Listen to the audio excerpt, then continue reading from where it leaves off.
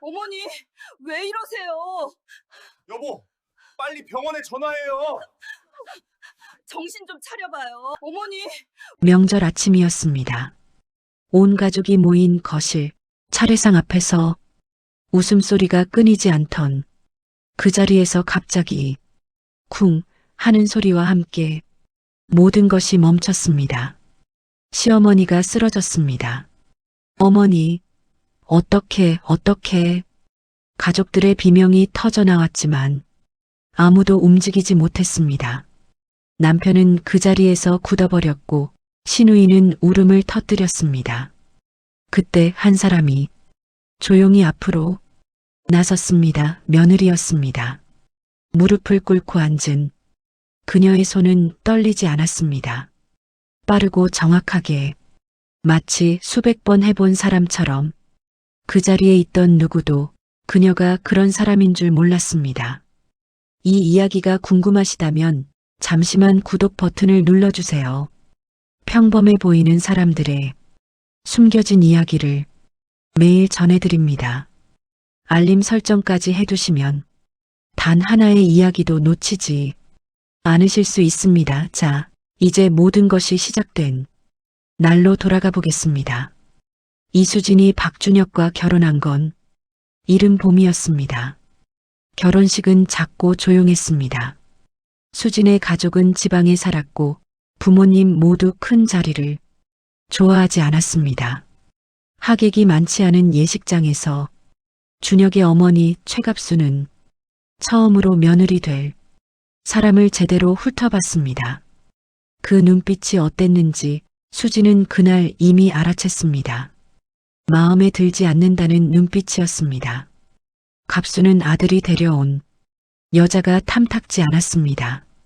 집안도 변변찮고 번듯한 직업도 없고 특별히 내세울 것도 없어 보이는 여자 아들이 왜 하필 저런 여자를 골랐는지 이해할 수 없었습니다. 하지만 아들이 워낙 고집을 부리는 바람에 결혼을 막지는 못했습니다. 대신 갑수는 결심했습니다. 며느리로 들어왔으면 며느리답게 살아야 한다고. 신혼집은 시댁과 같은 아파트 단지였습니다. 준혁이 고른 것이었는데 어머니 가까이 살면 여러모로 편하다는 이유에서였습니다. 수지는 그 말을 들었을 때 아무 말도 하지 않았습니다. 그저 웃으며 고개를 끄덕였습니다. 결혼한 지 일주일도 되지 않아 갑수는 매일 신혼집으로 드나들기 시작했습니다. 냉장고에 이게 뭐야? 반찬도 없네. 청소를 이렇게 해? 구석은 봤어? 우리 준혁이 밥은 제대로 먹고 있는 거야? 수지는 매번 조용히 대답했습니다. 죄송하다고, 다음엔 더 잘하겠다고. 그 말이 하루에도 몇 번씩 반복됐습니다. 어느 저녁 갑순이 돌아간 뒤 수지는 부엌에 혼자 서 있었습니다. 설거지를 하면서 창밖을 바라봤습니다. 아파트 불빛들이 하나씩 켜지는 걸 멍하니 바라보다가 수지는 손을 멈췄습니다. 손이 떨리고 있었습니다. 분노인지 서러움인지 본인도 알 수 없었습니다. 준혁은 거실에서 TV를 보고 있었습니다. 수지는 그쪽을 한번 바라봤다가 다시 설거지로 시선을 돌렸습니다. 말을 해봤자 달라지는 게 없다는 걸 벌써 알아버린 것처럼 첫 번째 명절이 다가왔습니다. 추석 전날 갑수는 수진에게 전화를 걸었습니다. 내일 아침 6시까지 시댁에 오라는 말이었습니다. 전을 부쳐야 하니 손이 필요하다고 했습니다. 수진이 네, 알겠습니다라고 대답하자 갑수는 전화를 끊었습니다. 수고했다는 말도 부탁한다는 말도 없었습니다. 명절 당일 수진은 새벽 5시에 일어났습니다. 준혁은 일어나지 않았습니다. 시댁 부엌에 들어선 수진은 그날 아침 내내 서 있었습니다. 전을 부치고 나물을 무치고 국을 끓이고 그릇을 날랐습니다. 거실에서는 시아버지와 준혁 시댁 친척들이 앉아 웃으며 이야기를 나눴습니다. 신우이 지연은 중간에 들어와 전 하나를 집어먹고는 맛없어라는 말 한마디를 남기고 다시 거실로 나갔습니다. 수지는 그 말을 들으며 뒤집개를 계속 움직였습니다. 점심 차례상이 끝나고 온 가족이 둘러앉아 식사를 시작했습니다. 갑수는 식탁 상석에 앉아 이것저것 지시를 내렸습니다. 수지는 밥도 제대로 먹지 못한 채 왔다 갔다를 반복했습니다.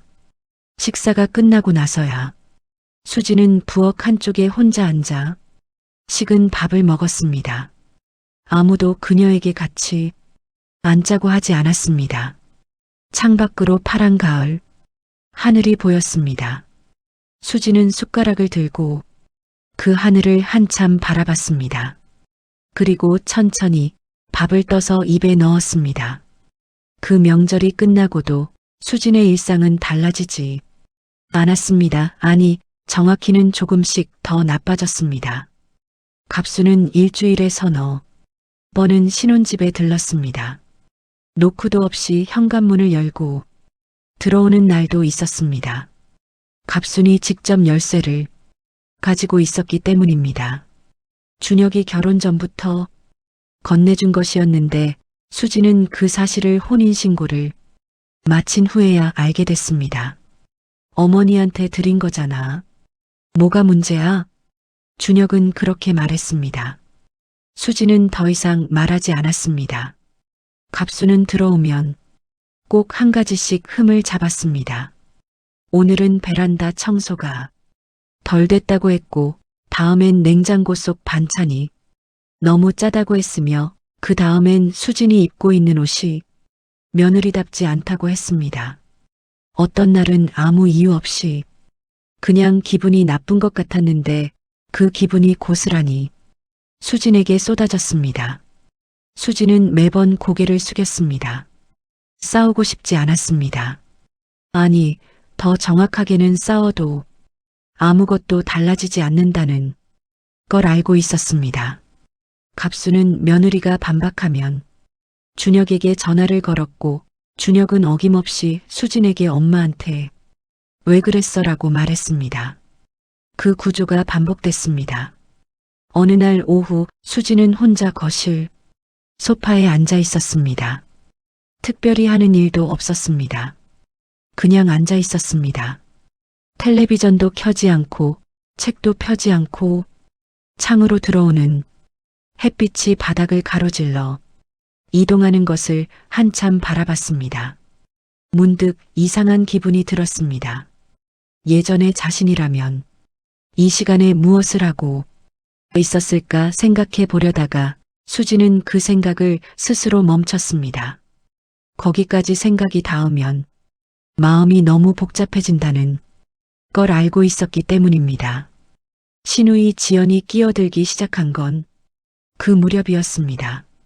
지연은 오빠 집에 수시로 드나들었습니다. 올 때마다 과자나 음료를 사들고 왔는데 그것들은 전부 거실, 식탁 위에 올려졌고 수지는 그것들을 치우는 사람이었습니다. 지연은 수진에게 직접 뭔가를 시키지는 않았습니다. 그냥 요청하는 것처럼 말했습니다. 언니, 나 커피 한 잔만. 언니, 배고픈데. 뭐 없어?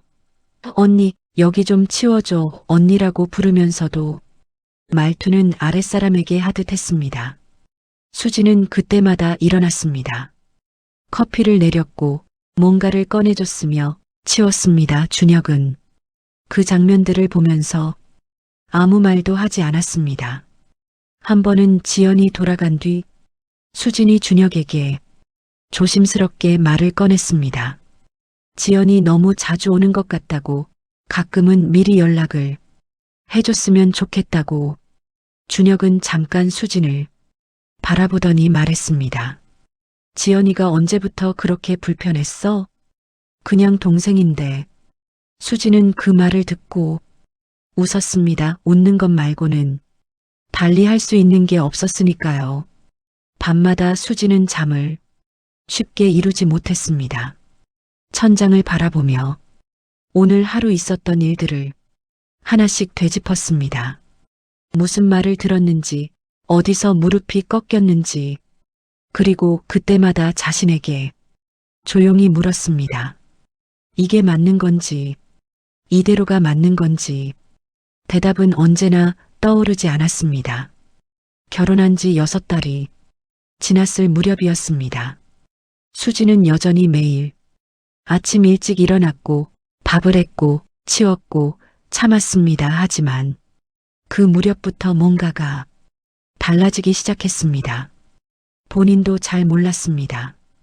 어느 날 거울을 보다가 문득 깨달은 것입니다. 눈빛이 달라져 있었습니다. 예전에는 거울 속 자신을 오래 바라보지 못했습니다. 왠지 모르게 눈을 피하게 됐습니다. 그런데 그날은 달랐습니다. 거울 속 자신이 자신을 똑바로 바라보고 있었습니다. 그날 오후 지연이 또 왔습니다. 예고도 없이 현관문이 열렸습니다. 지연은 쇼핑백을 들고 들어오더니 소파에 털썩 앉으며 말했습니다. 오빠는 없냐고, 언니는 또 집에서 뭐 했냐고. 그 또라는 말에 수지는 가만히 지연을 바라봤습니다. 나 오늘 좀 쉬고 싶었는데, 수진이 말했습니다. 지연이 눈을 깜빡였습니다. 평소와 다른 말투였습니다. 싸우려는 게 아니었습니다. 그냥 사실을 말했을 뿐이었습니다. 담담하게, 조용하게 뭐, 쉬긴 집에 있잖아. 지연이 피식 웃으며 말했습니다. 수지는 그 웃음을 보면서 딱히 화가 나지 않았습니다. 이상하게도 마음이 고요했습니다. 집에 있는 것도 쉬는 거야. 그 말을 마지막으로 수지는 안방으로 들어갔습니다. 지연은 한동안 거실에 앉아 있다가 혼자 나갔습니다. 그날 저녁 갑순에게 전화가 왔습니다. 지연한테 들었다며 왜 그렇게 매몰차게 굴었냐고 했습니다. 지연이 얼마나 상처받았는지 아냐고 신우이한테 그게 무슨 태도냐고 목소리가 높았습니다. 수지는 수화기를 들고 잠시 눈을 감았습니다. 그리고 말했습니다. 자신도 피곤했다고 쉬고 싶다고 말한 것이 잘못은 아닌 것 같다고 낮은 목소리였지만 흔들리지 않았습니다. 전화기 넘어가 잠깐 조용해졌습니다. 지금 나한테 대드는 거야? 갑순의 목소리가 차갑게 가라앉았습니다. 수지는 대꾸하지 않았습니다. 잠시 후 갑순이 전화를 끊었습니다. 준혁이 퇴근하고 돌아왔을 때 현관문을 열자마자 표정이 굳어 있었습니다. 이미 어머니에게 전화를 받은 것이었습니다. 거실 소파에 앉으면서 준혁은 말했습니다. 엄마한테 왜 그랬어? 수지는 부엌에서 그 말을 들었습니다. 국을 끓이던 손을 멈추고 잠깐 생각했습니다. 예전이라면 미안해라고 했을 것입니다. 아니면 아무 말도 하지 않았을 것입니다. 나는 쉬고 싶다고 했을 뿐이야. 수진이 말했습니다. 준혁이 고개를 들었습니다. 수지는 계속 국을 저었습니다. 그날 밤 두 사람은 오래 말을 하지 않았습니다. 수지는 잠들기 전에 천장을 바라보며 생각했습니다. 예전과 달랐습니다. 가슴이 무겁지 않았습니다. 오히려 어딘가 조금 가벼워진 것 같았습니다. 처음으로 내뱉은 자기 말이 그렇게 나쁘지 않았습니다. 두 번째 명절이 다가왔습니다. 이번엔 설날이었습니다. 갑수는 일찌감치 수진에게 메뉴를 전달했습니다. 지난번보다 차례상 규모를 더 키우겠다고 했습니다. 친척들이 더 많이 오기 때문이었습니다. 수진은 메모를 받아 적었습니다.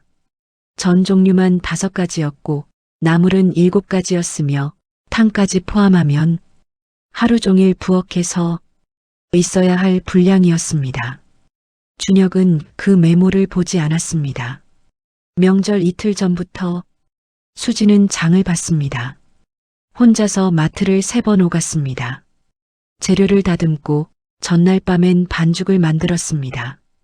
손이 터질 것 같았지만 아무에게도 말하지 않았습니다. 설날 당일 아침 시댁 부엌에는 수진과 갑순 단둘이 있었습니다. 갑순은 옆에 서서 이것저것 지시를 했고 실제로 손을 움직이는 건 수진이었습니다.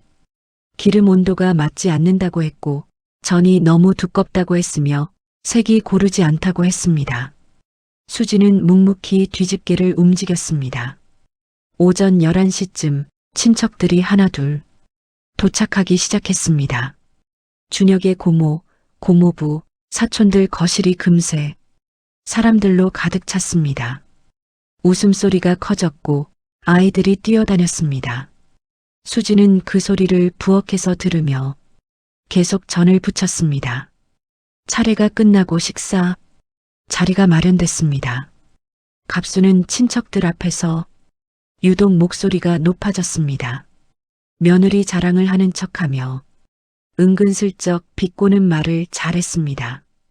이번에도 마찬가지였습니다. 우리 며느리가 음식 솜씨는 좀 부족한데 그래도 열심히 하려고 하더라고요. 좌중에서 웃음이 터졌습니다. 수지는 그 자리에서 그 말을 들었습니다. 방금 전까지 6시간 동안 부엌에 서 있던 사람이 그 음식을 만든 사람이 수진이었습니다. 수진은 웃지 않았습니다. 갑순이 그것을 눈치챘는지 다시 말을 이었습니다. 뭘 배울 생각을 해야 한다고 그냥 집에서 놀기만 하면 되겠냐고 친척들 앞에서 하는 말이었습니다. 수진을 향한 시선이 모였습니다. 그때 수진이 젓가락을 내려놓았습니다. 천천히 소리가 나지 않도록 그리고 갑순을 바라봤습니다. 고개를 숙이지 않았습니다. 눈을 내리깔지도 않았습니다. 어머니, 오늘 제가 새벽 5시에 일어나서 지금까지 부엌에 서 있었어요. 조용한 목소리였습니다. 식탁이 잠깐 조용해졌습니다.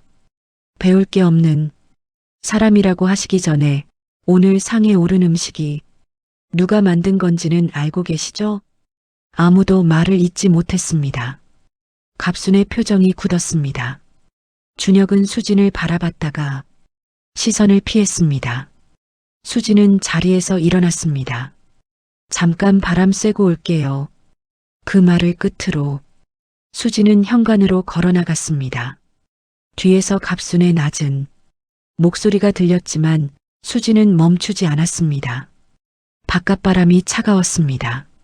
수진은 아파트 계단 앞에 서서 한참 동안 하늘을 바라봤습니다.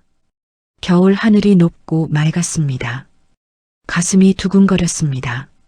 무섭기도 했고 이상하게 후련하기도 했습니다.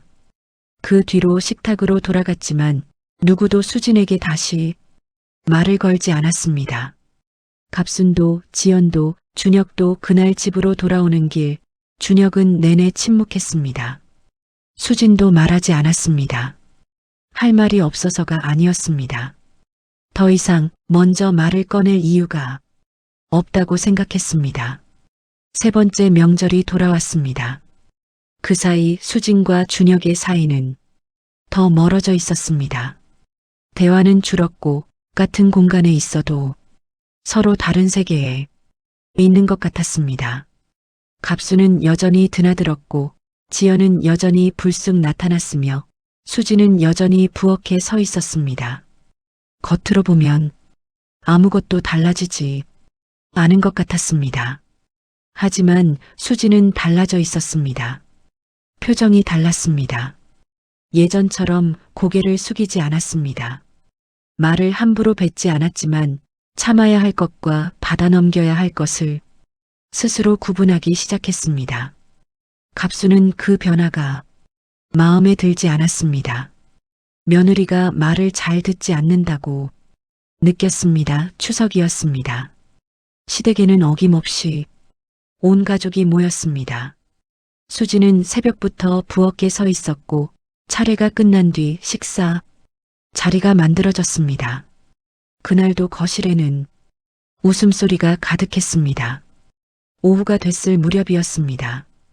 갑순이 거실 소파에서 일어서다가 갑자기 비틀거렸습니다.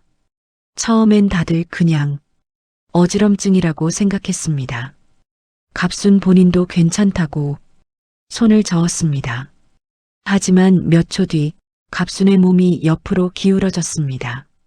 그리고 쿵 하는 소리와 함께 바닥에 쓰러졌습니다. 어머니. 지연이 비명을 질렀습니다. 준혁이 달려갔습니다. 시아버지 박철수는 아내의 이름을 부르며 손을 잡았습니다. 친척들이 일어서며 웅성거렸습니다. 누군가는 물을 가져왔고 누군가는 등을 두드렸으며 누군가는 그냥 서서 울었습니다. 아무도 어떻게 해야 할지 몰랐습니다. 비켜요. 조용하고 낮은 목소리였습니다. 사람들이 뒤를 돌아봤습니다. 수진이 서 있었습니다. 앞치마를 벗으면서 무릎을 꿇고 갑순 옆으로 다가갔습니다. 손이 떨리지 않았습니다. 수진은 먼저 갑순이 의식 상태를 확인했습니다. 이름을 불러보고 반응을 살폈습니다. 그 다음 호흡을 확인했습니다.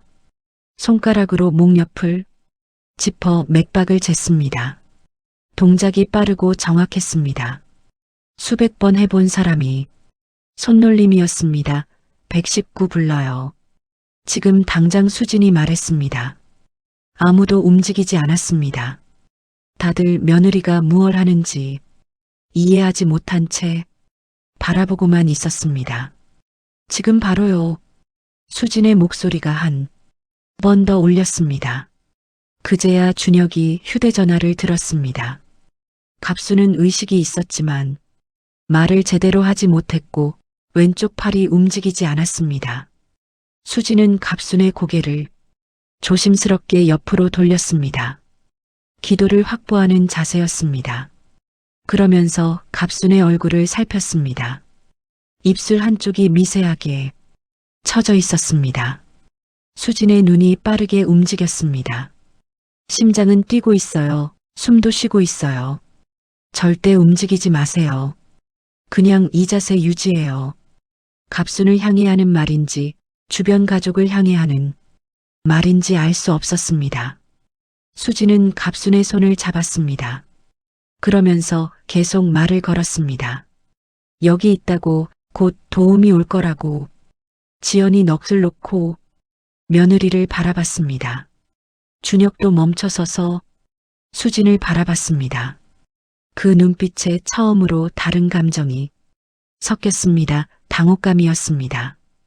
구급대원들이 도착했을 때 수진은 자리에서 물러섰습니다. 대원 한 명이 수진을 보더니 물었습니다. 혹시 처치하신 분이세요? 수진은 고개를 끄덕였습니다. 자세 잡아주신 거 잘하셨어요.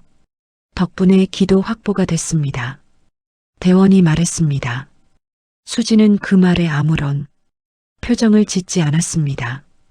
그저 뒷걸음질 쳐서 가족들 뒤로 물러섰습니다. 아무도 수진에게 말을 걸지 않았습니다. 다들 시어머니가 실려나가는 들것만 바라보고 있었습니다. 병원 응급실 대기실은 형광등 빛이 희고 차가웠습니다. 가족들은 뿔뿔이 앉아 있었습니다.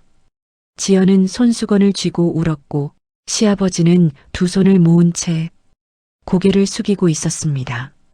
준혁은 복도 끝을 바라보며 서 있었습니다. 친척 몇몇은 자리를 지켰고 나머지는 귀가했습니다.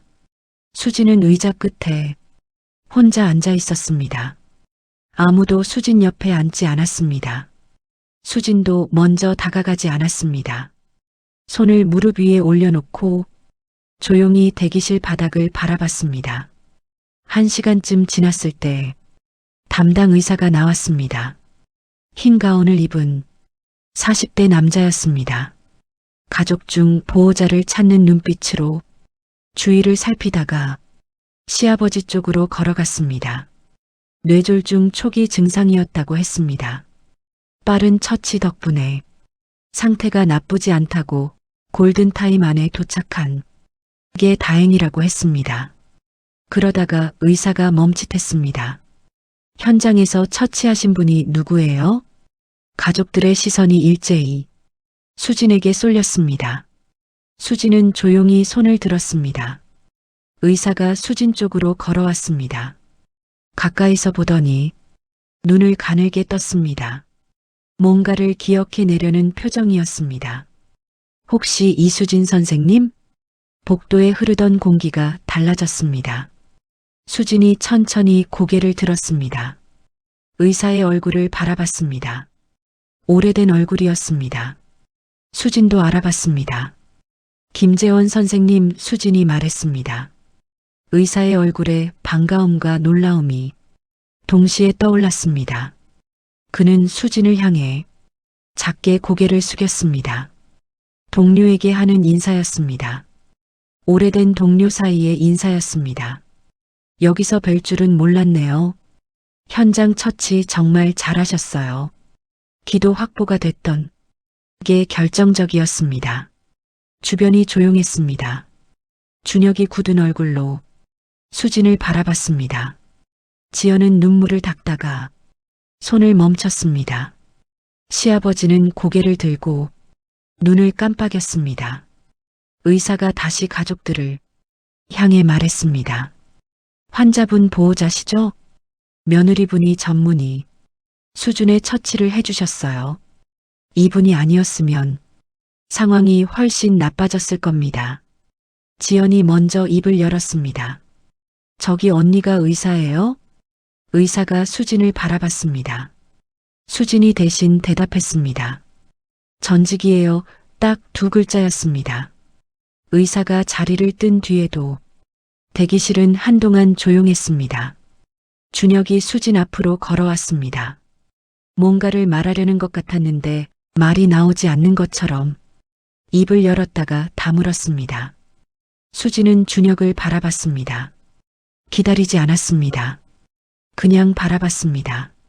딱히 설명해야 한다는 생각도 화를 내야 한다는 생각도 들지 않았습니다. 그저 이 순간이 어떤 의미인지 천천히 정리하고 있었습니다. 지연이 조심스럽게 입을 뗐습니다. 언니, 왜 말 안 했어요?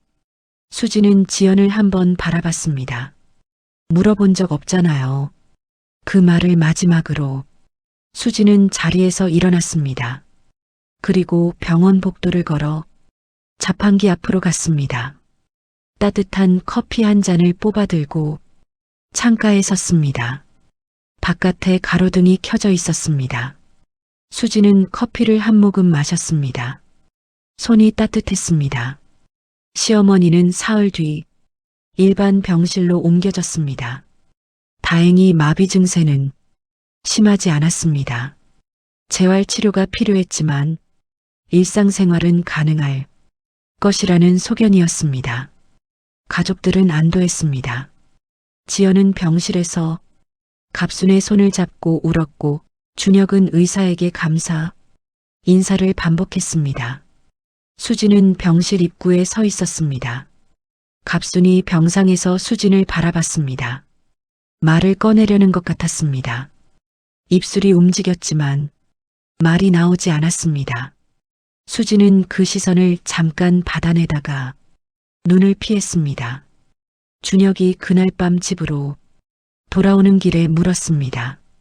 왜 말하지 않았냐고, 의사였다는 걸 왜 결혼하면서도 말하지 않았냐고.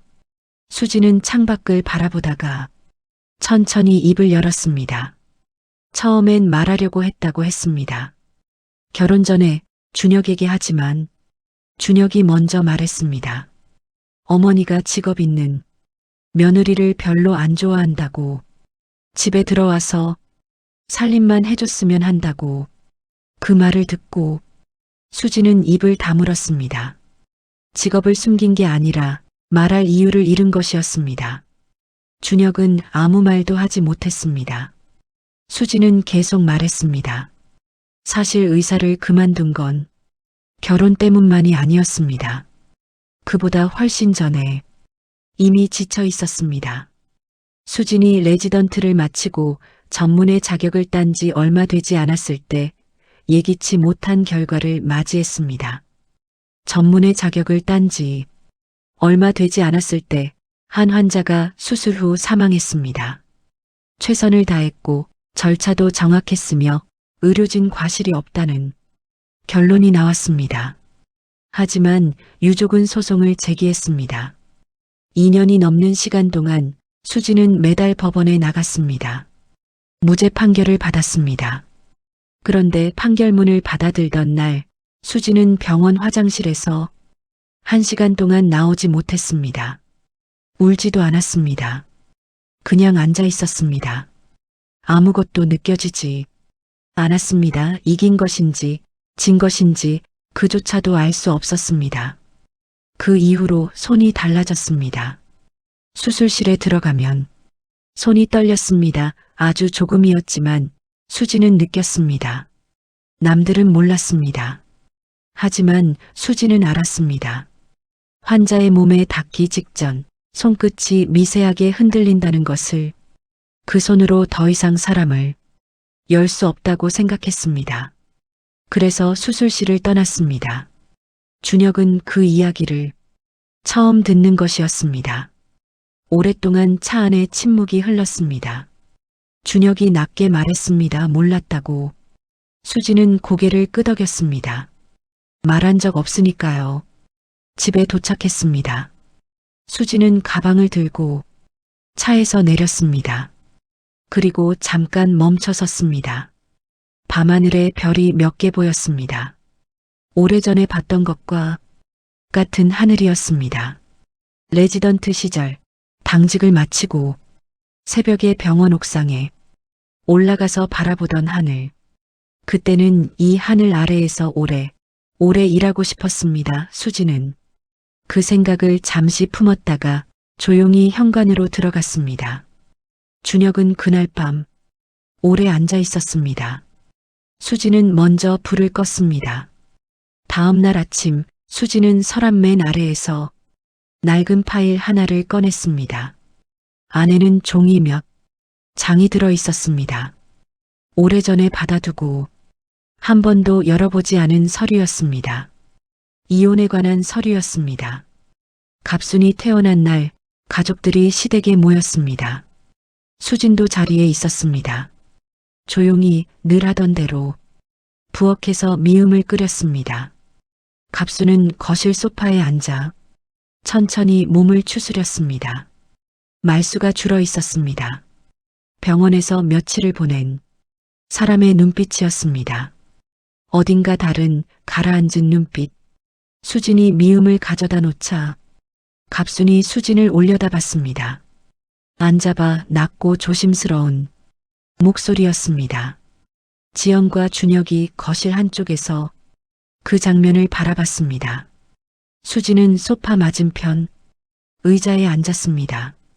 갑수는 미음 그릇을 손에 쥔 채 한참 말을 하지 않았습니다. 수진도 재촉하지 않았습니다. 내가 갑순이 다시 입을 열었습니다. 멈췄습니다.